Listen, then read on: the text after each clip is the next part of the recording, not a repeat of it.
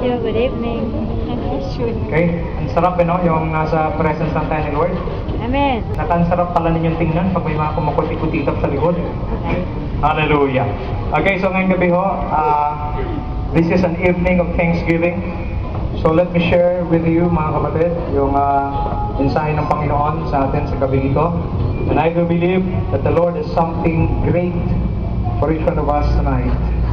Praise God. So God's never-ending faithfulness. Let me read to you His Word. If you have your Bibles with you, please open with me to the book of Lamentation, chapter 3, verses 22 to 23. Lamentations, chapter 3, verses 22 to 23. And let me just expound this word para po sa ating lahat. And ating pong tanggapin ang salita ng Panginoon para sa ating lahat ngayong gabi. Lamentations chapter 3 verses 22 to 23. In the NIV version, ito po ang sabi, because of the Lord's great love, we are not consumed, for His compassion never fail. They are new every morning. Great is your faithfulness. I say to myself, the Lord is my portion, therefore I will wait for Him. Praise the reading of God's Word, and may I request everyone to just bow down your heads. Let us ask the Holy Spirit to enlighten our minds and to make our hearts a healthy soil, so that when the Word of God is planted or is being sown in your heart, it will bear fruit. Father, once again, Lord God, we humble ourselves before you, acknowledging that we can do nothing without you. Holy Spirit, speak to us tonight and help us, Lord, to receive your word and strengthen our lives tonight. Thank you so much. In the name of Jesus Christ, this we pray. Amen and amen. Mag-ingay po muna tayo para palapakan natin si Lord. God's never-ending faithfulness. Kung ating pong titingnan ang kabutihan ng Panginoon sa tao, napakahalaga po na alam natin kung paano tayo nagsimula. So God's faithfulness had been displayed since the creation. God created man in His likeness and image. He said in Genesis chapter 1 verses 26 to 27, let us make mankind in our image, in our likeness, so that they may rule over the fish of the sea and the birds in the sky. So God created man in His own image and His own likeness. What is the purpose? To rule. Pagkasabi sa katabi mo, you're created to rule. You're created to rule. Okay? Yung iba kasi niro-rule. Okay? Dapat ikaw yung nagro-rule. At ang sabi po rito sa Genesis chapter 2 verse 7, then the Lord God formed a man from the dust and of the ground and breathed into the nostrils the breath of life, and the man became a living being. Mga kapatid, ang faithfulness mo ng Panginoon, pinakita niya po sa atin since the day of creation. Ano po ito? Nung nilikha niya po ang tao, please listen carefully, nung nilikha niya ang tao, lifeless. Walang buhay. At ang sabi sa Bible sa Genesis 2:7, God breathed the breath of life. Zoe, the life of God. Nung hininga ng Diyos ang hininga ng buhay sa tao na walang buhay, nung hininga niya, ang sabi sa Bible, then man became a living being. Therefore, yung faithfulness mo ng Panginoon, pinakita niyo po sa atin since the day of creation, when He created us, He breathed the life or the breath of life in us. That is why, yung katabi mo, kung buhayan, buhayan dahil sa katapatan ng Panginoon. Amen? Amen? Buhay po tayo dahil sa katapatan ng Panginoon. God formed man and breathed the breath of life to him. God is the source and the giver of life. That life made man to become a living being. Without that life from God, man is lifeless. So, yung presence ng bawat isa sa ating ngayong gabi, yan po ay isang manifestation, hindi dahil gusto mo mabuhay, kundi manifestation yan ng faithfulness ng Diyos sa buhay mo. I don't know what you're going through right now. Di ko alam kung anong pinagdadaanan mo sa mga oras na ito. But gusto ko sabihin sa iyo, hanggat humihinga ka, hanggat buhay ka, yan ay isang maliwanag na patotoo na ang Diyos ay tapat sa iyo. Mari ba natin palapakan ng Panginoon? Hallelujah! Now, when I begin to discover the Bible, God lead me to Psalms 139. And here's some verses, verse 13 to 18, ito po ang sabi, He is the one who leaded our bodies. Ang sabi rito po, For you created my inmost being. You knit me together in my mother's womb. Nandoon pa lamang tayo sa tiyan ng ating nanay, ang Diyos ay nagpamalas na ng kanyang katapatan. Doon sa loob ng tiyan ng ating nanay, ang Diyos ang nagtagni-tagni ng ating mga ugat. Ang Diyos ang nagtagni-tagni at nagbabantay sa atin. Napo-form ka sa loob. Brother Julius, nagiging ano sa akin ito palaisipan. Paano nakakahinga ang isang bata sa loob ng tiyan na punong-puno ng tubig? Gusto niyo mag-sample? Sis, gusto masampulan natin yung ano mo. Sasaw natin sa ilalim ng tubig, hindi na natin kung makahinga. What's the point? Rex, ang laking question sa akin. It's $1 million question for me. Why? How come na isang bata sa loob ng tiyan ng kanyang nanay nabubuhay? Lumalaki! You know what? When I read the book of Ecclesiastes, and sabi, only God can do it. Amen. Only God can do that. Right. To bring or to give life even in impossible situation, because God is faithful, He can do that. Amen. Okay? So siya yung nag-iingat hanggang sa paglabas, hanggang sa kasalukuyan, hanggang sa ngayon, ang Diyos ay nagpamalas ng kanyang katapatan sa atin. Pagkasabi sa katabi mo, without God, we are nothing. Okay? Now, God's faithfulness, pagaling ko mabuti, ang katapatan ko ng Diyos, hindi mo lamang niya pinapakita kung tapat ka. Ibang-iba ang Diyos sa tao. Pag ang tao, tapat ka sa akin, tapat din ako sa iyo. Normal yan. Pero sa Diyos iba. Ang tao, pag hindi ka na tapat, hindi na rin tapat sa iyo. Maliwanag ba? Parang wala akong kausap dito. Mataas-taas po ito. Baka gusto yung ano. Okay? Hindi niyo mabuti. Iba ang tao sa Diyos. Ang tao, may hangganan. Ang tao, ang kanyang katapatan ay naghihintay ng sukli. Gusto ko maintindihan natin. Ang Diyos po, tapat ka man sa Kanya o hindi, mananatili siyang tapat sa iyo because that is His attribute, His character is faithful. Amen. Okay? So kung kayo po ay medyo nakagawa ng hindi maganda sa harapan ng Panginoon and you feel guilty, you feel that you are not worthy, please, forget that, just repent and allow God to restore you because God is much more or more than willing to restore you and to bring you back in His presence. Kaya kinanta natin kanina, in His presence, we are undone. Okay? So, when man fall, or when man fails, ano nangyari po na nag-fall ang man? Nilikha niya sa kanyang wangis, sa kanyang larawan, pinakain niya, binigyan niya lahat-lahat. Anong ginawa? Isa lang ang hiniling ng Diyos. Huwag mong kainin yung puno, yung bunga ng puno sa gitna, the fruit of the tree of knowledge between good and evil. Pero anong ginawa ng tao? Ang tao talaga ganito. Kahit ano pang ginawa mong kabutihan, mayroon talagang gagawin niyang hindi maganda. Yan dito lang sa harapan nakakaintindi yata yung sumagilid. Hindi pa kayo na 11? Na 12 na yung iba? Okay, naintindihan niyo ba ito? Kahit gaano ang ito pinakita ng Diyos, still, man disobeyed God. And what happened? Ang sabi ano, the moment you eat the fruit of the tree of knowledge between good and evil, you will surely die. Ano nangyari? Namatay ho sila spiritually. But you know God, because of His faithfulness, hindi ma-afford ng Diyos na ang tao lumalayo sa Kanya. Why? Because whether you like it or not, you are a masterpiece of God and you are the treasure of God. Amen. So nung lumayo ang tao, sabi niya, hindi po pwede ito. Look at me. May nilagay ang Diyos, may built-in po sa loob ng ating puso na kailangan tayo mga tao maghahanap ng Creator. Ang problema, hindi natin siya makita. Bakit? Napapalibutan tayo at natatakpan tayo ng kasalanan. That is why God made a remedy.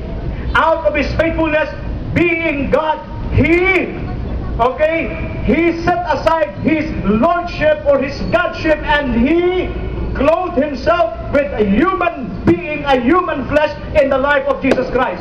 What's the purpose? To die on the cross, to save you from sin, and to pay. Everybody say, pay. Pay. To pay your sins. Why? Para ikaw na matagal na nawalay sa Diyos, pwede ka na naman bumalik. Bakit? Because Jesus Christ died for you. Amen. Wala bang palakpak kay Lord Jesus Christ? Hallelujah. He is faithful. You can just imagine, Brother Julius, Diyos siya na nakaupo sa trono. Pwede pa lumabas dito? Diyos na nakaupo sa trono. Ang ganda-ganda ng upo niya. Ang daming mga tao. Malakas ba? Malakas? Makinig dyan. Okay. Yung mga nakaupo siya sa trono. Ang ganda-ganda ng kanyang posisyon. Wini-worship siya ng lahat ng tao doon sa langit. Pero ang Diyos, hindi siya napakali. Ang sabi niya, masarap na itong buhay ko rito, pero yung tao na nilikha ko, si Arlene naalala ko, si Rex naalala ko, si Michael, I remember Michael. I need to do something. You know what? Man is doing something. They want to give to the poor. They want to help the poor. Why? Thinking that God will receive, will accept their offering. But no. Hanggat naroon ang kasalanan, ang Diyos hindi niya pwedeng tanggapin ang ating kaloob. That is why sinasabi sa Isaiah, your goodness is just like a filthy rag before God. Amen. So what God did, once and for all, ang panlinis pa naman sa kasalanan, banal lang na dugo. Pagkasabi sa katabi mo, holy blood. Yun lang ang pwedeng panlinis. At hindi pwedeng panlinis ang blood ng isang tao dahil isang tao makasalanan. So ano nangyari? Isang blood na holy, kaninong blood? Jesus Christ. Ito mga kunti-kunti na ito, maganda lang mga tingnan. Pero gusto ko makita ninyo ang behind, ang pinaka-meaning sa likod ng mga kumukutitap na ito. Pag nakuha nyo pong may regalo kayo, walang masaya ang Pasko natin. Amen. Amen? So His faithfulness, He became the sacrifice. The sacrifice for us. Because no one is worthy to die for you except God. So, the Lord provided a sacrifice. Jesus Christ. So number 3, God's never-ending faithfulness is until now. His faithfulness never changed. The Bible says in Hebrews 13:8, Jesus is the same yesterday, today, and forever. We experience His faithfulness every day. Amen. Pagkasabi sa katabi mo, araw-araw nararanasan natin ang kanyang katapatan.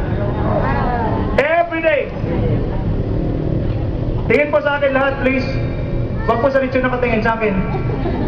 Ayan, sa akin muna. Okay? Yung lechon, maghihintay sa atin yan. Okay? It is not your will. Tingin po sa akin. Yung nagising tayo araw-araw, hindi po yan normal. Arlene, dati, nung pagkagising ko sa umaga, akala ko normal yun. Nagsiset pa nga ako ng schedule, Rex eh. Mag-meet tayo bukas ha. Bukas, meeting tayo bukas ha. Meeting tayo bukas. Not knowing that I am not the one who own my life. Amen. Ang buhay ko hindi akin sa Diyos.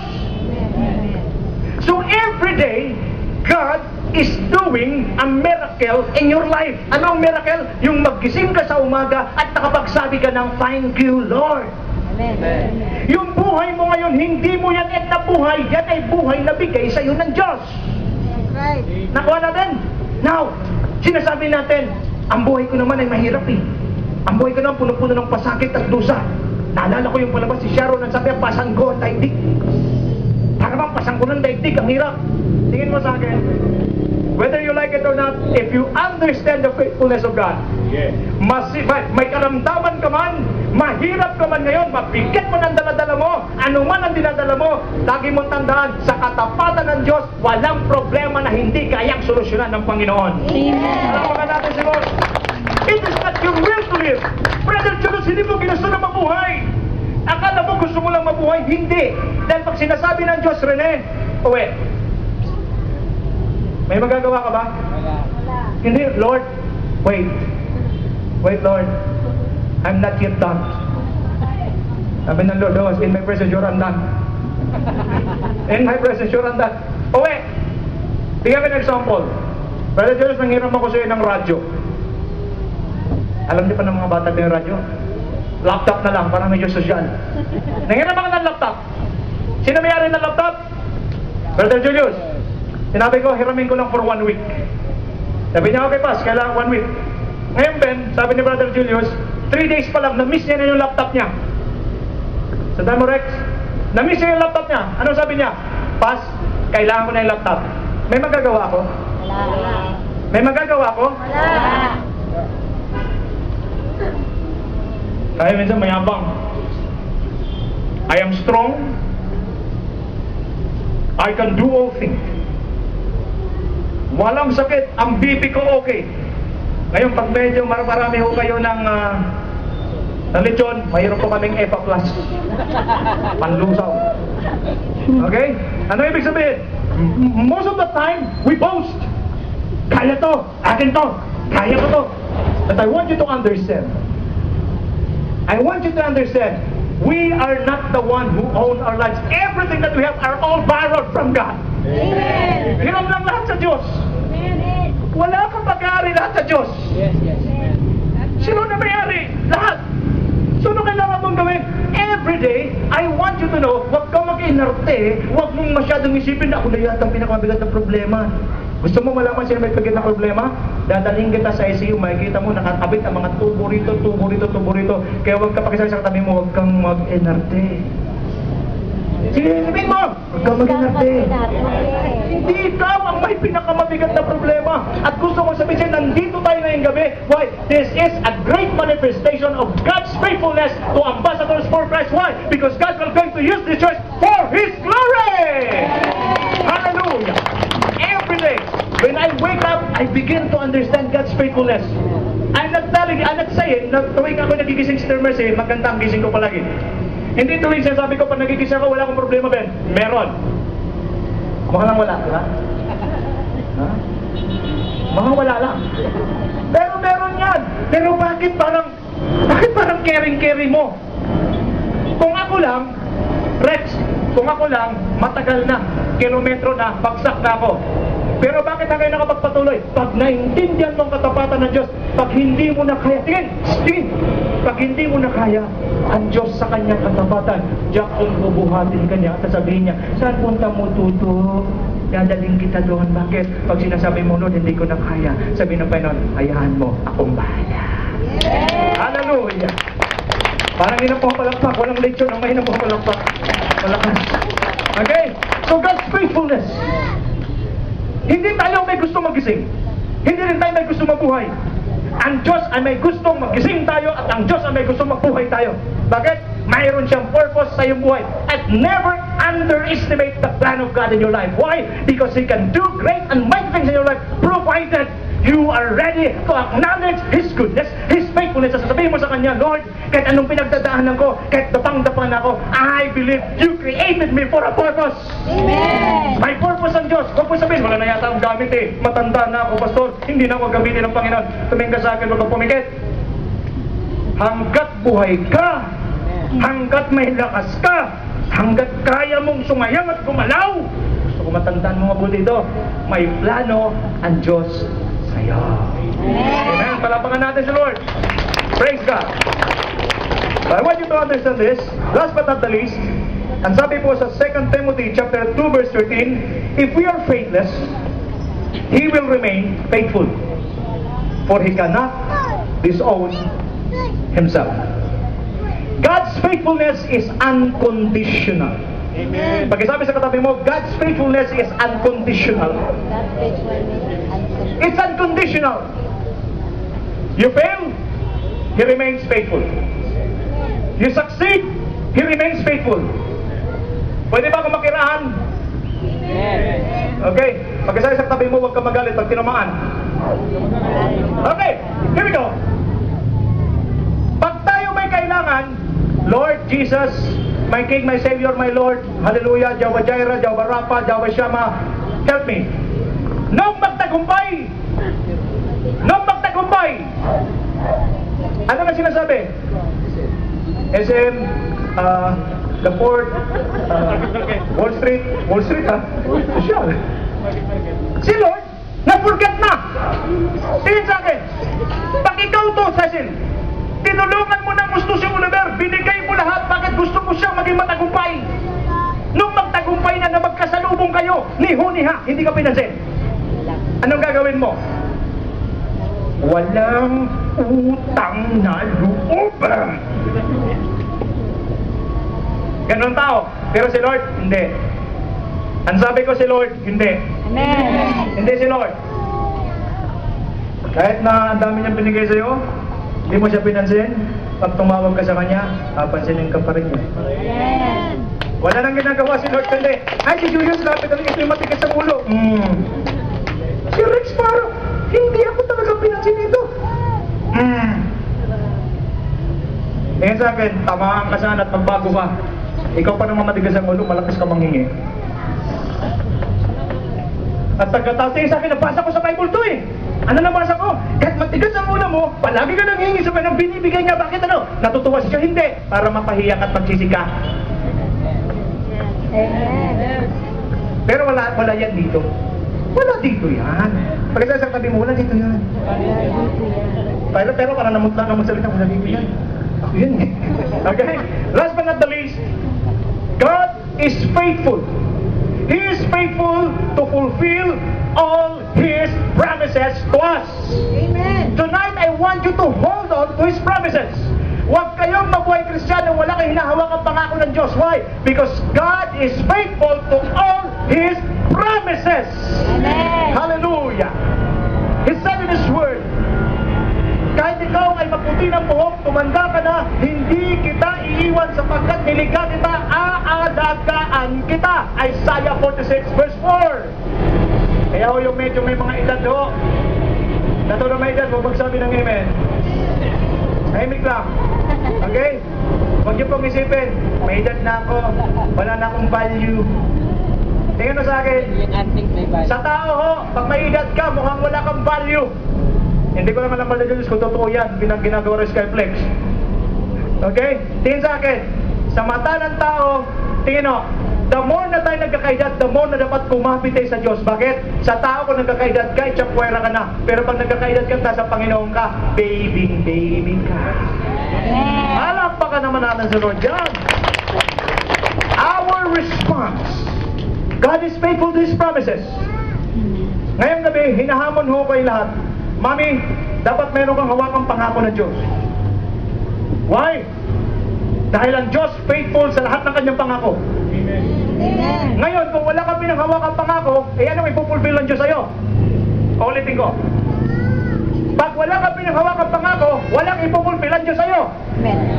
Pero pag meron ka pinanghawakang pangako, may sumpaan kayong dalawa ng Lord, whether you like it or not, whether you're faithful or not. But again, God expects you to be faithful. He will fulfill all His good promises to you. Amen. And God said in His word, for I know the plans I have for you, plans not to harm you, but to prosper you, and plans to give you hope and a future.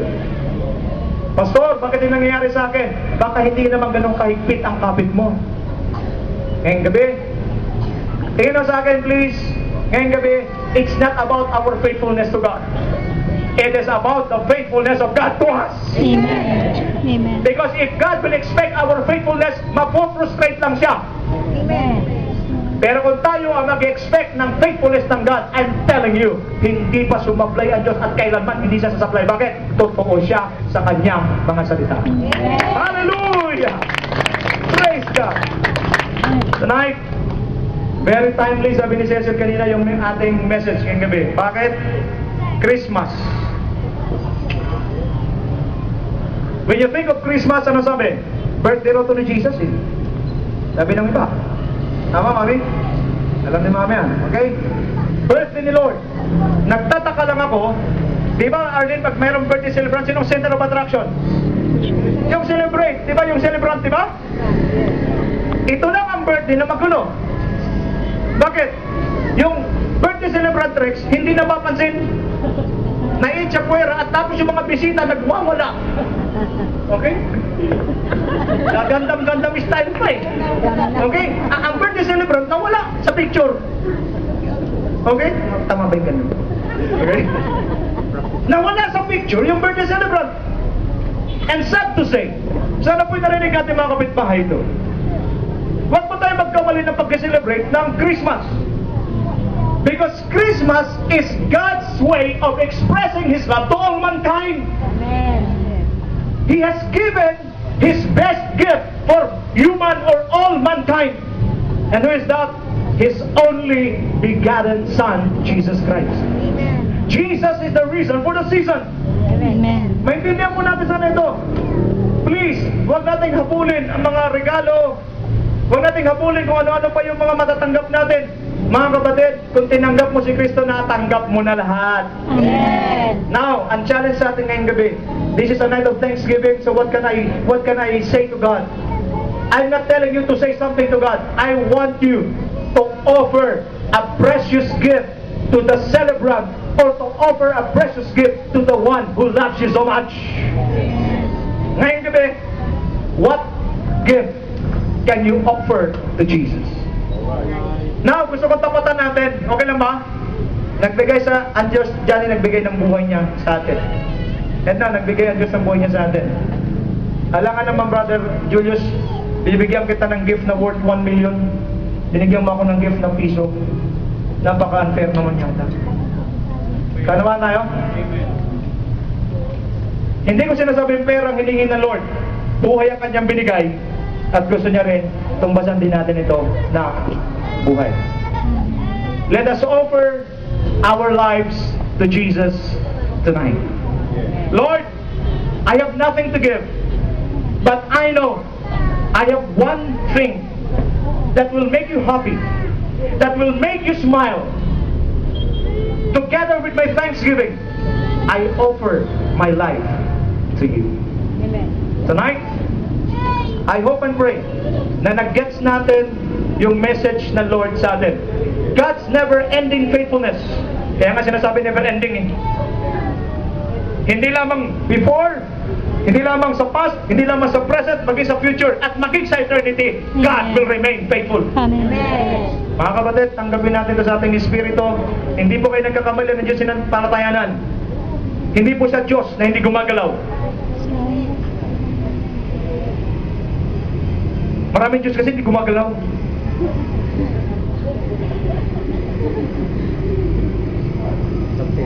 Tapos dadasalan mo. Naganoon pa rin sa'yo. Pag nalikha ko siya na papunta doon ng tingin, dito ka, natuloy lang yan. Nagkakaroon mo ba tayo? Amen. Ang Diyos na sinasamba natin ito ay buhay. Amen. Ang Diyos na sinasamba natin ay buhay. Amen. Can we shout, God is alive! God is alive. God is alive! Palapakan natin si Lord. Hallelujah! So tonight, Lord, what can you offer to God? Sa likod ng kanyang katapatan sa'yo, sa likod ng walang hanggang katapatan, anong pwede mong ibigay sa kanya? Ngayon gabi, hindi material things. He is asking for that precious thing. And I believe God is asking for our lives. Tumayo mo tayong lahat ngayong gabi. Hallelujah. Hallelujah. Hallelujah. Oh Lord, we bless you. Can I ask everyone to just bow down your heads? Just close your eyes and begin to ponder upon God's faithfulness in your life.